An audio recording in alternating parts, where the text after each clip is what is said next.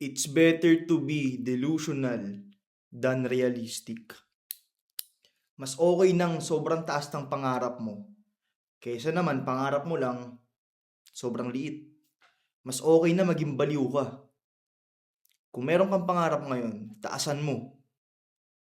Taasan mo. It's better to be delusional than realistic. Isipin mo na lang to may mga taong bata, may mga bata dyan na merong mga sports car at galing sila sa wala. Sa tingin mo ba hindi sila naging delusional? Sa tingin mo ba nagsettle sila? Nagsettle sila sa bare minimum? Sa tingin mo ba si Josh Mojica nagsettle sa, for example, nagsettle sa Toyota Expander lang? Hindi. Baliw siya. Delusional siya. Gusto niya ng Porsche. Gusto niya ng mga sports car. Gusto niya ng Lambo. Tignan mo nangyari. Nagkakatotoo na. It's better to be delusional than realistic. Dati si Kong TV, nasa bubong siya, sinasabi niya, yaman ako. Kakaroon ako kotse. Taasan yung pangarap nyo.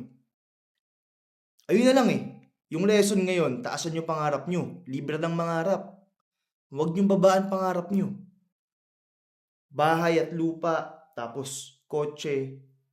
Kung pangarap mo yan, good. Pero taasan mo pangarap mo. Libre lang mangarap.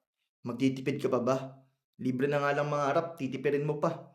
Kung mangarap ka na ng malaki. Mangarap ka ng pangarapin mo. Gusto ko magkaroon ng bahay worth 20 million. Gusto ko magkaroon ng sports car. Gusto ko, sobrang yaman ko. Diba? Taasan mo pangarap mo. Taasan mo pangarap mo. Kwento ko lang din, pag sinipagan mo araw-araw, nakikita ng universe yan.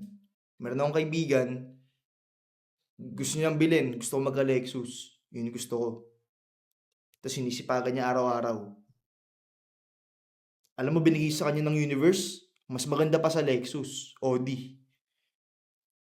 Yun na lang best example Kung ngayon may pangarap ka, Honda Civic na tig 200k, taasan mo pangarap mo, mangarap ka.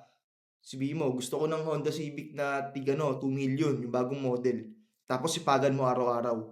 Baka nga ibigay sa'yo, mas maganda pa sa Honda Civic na 2025 Basta sisipagan mo Basta hindi ka tamad Kung tatamad-tamad ka, wala kang mararating, nakahiga ka lang.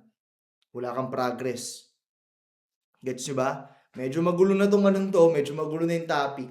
Pero gusto kong lesson na makuha nyo, taasan nyo pangarap nyo. It's better to be delusional than realistic. Maging delusional ka. Ako ngayon, delusional ako ngayon Delusional talaga ako ng sobra. Delusional ako, mataas pangarap ko. Gusto ko magkaroon ng Land Cruiser, 5 million yun. Gusto ko makatira sa Alabang, mahal mga bahay doon. Gusto ko magkaroon ng 500,000 followers sa TikTok. Gusto ko magkaroon ng 500,000 followers sa YouTube. Delusional, di ba? Baliw. Tinitignan nyo ako dyan, baliw, di mangyayari yan. Pero okay lang maging baliw mataas pangarap ko Mangarap na lang ako, babaan ko pa. Mangarap na lang ako, gusto ko makatira sa Camellia lang. Tataasan ko pangarap ko.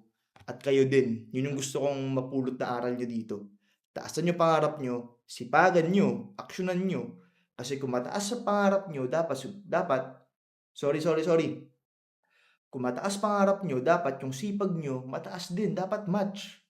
Mataas pangarap mo, gusto mo Mustang, tatamad-tamad ka, nakahiga ka lang dyan. Scroll ka lang dyan, di ka naliligo. Tignan mo nga ngayon, yung forma mo ba ngayon, pang may 1 milyon? Yung forma mo ba ngayon, nabubulol ako po siya. Yung forma mo ba ngayon, ay pang may taong may kotse? Nakachinelas ka nga lang nakaano ka lang Ano bang chinelas? Nakahabayanas ka lang dyan Tapos gusto mo ng kotse. Gets nyo ba? Gets nyo yung point? Medyo, medyo, tag dito, scramble na yung topic ko. Pero ulit-ulit niya 'tong video na 'to, may lesson kayo mapupulot dito. It's better to be delusional than realistic. Okay? Maging delusional kayo, taasan niyo pangarap niyo. Let's go, galingan natin palagi.